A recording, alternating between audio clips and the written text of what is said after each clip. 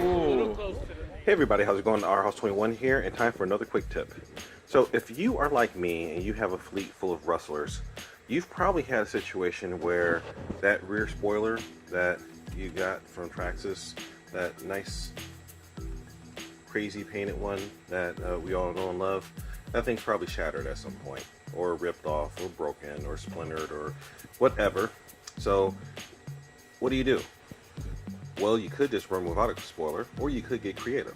So over here, I've got a bin of Lexan bits. If you got more than one car, and especially if you've got something like a stadium truck or something like that, you've probably bought a new body at some point. And if you've done that, you know that they come clear, and they come with this big border all around them. Well, when you trim them, you end up with all these nice little flat pieces of Lexan. You know, and in this case, I've got a bunch of pieces that are left over from Kyle's new car, Scar, over there. So, because of how that guy was put together, you know, I've got lots of big flat pieces like this. So when, and this isn't scrap. This is actually an extra, you know, spoiler that I just have left over. I don't know what I'm going to do with it, but I have it.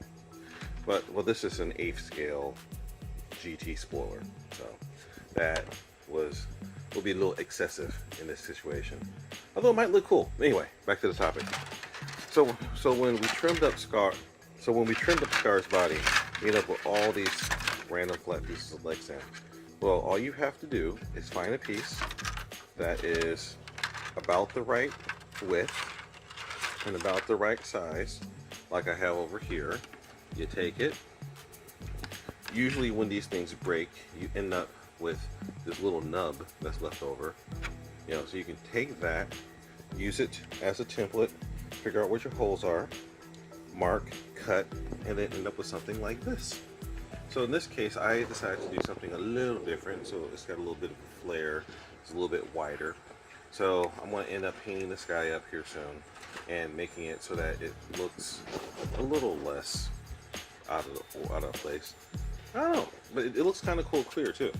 So anyway, all you have to do is take some of your scraps, line it up, take your Lexan scissors, do some nice clean cuts, and voila, you've got yourself a nice replacement spoiler. And it's just as durable as the body, because it's made from the same stuff as the body. Alright guys, I hope you find this interesting. Our House 21 signing out. Remember the mantra, fly, fix, fly, break it, fix it, and do it all over again.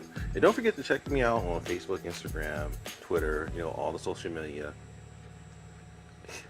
You know, all the social media. And don't forget to also tune in to the RC Physics Sandbox so you can join in the conversation. This is open to anything RC. It's over on Facebook. And just follow the feeds. Lots of interesting stuff coming up.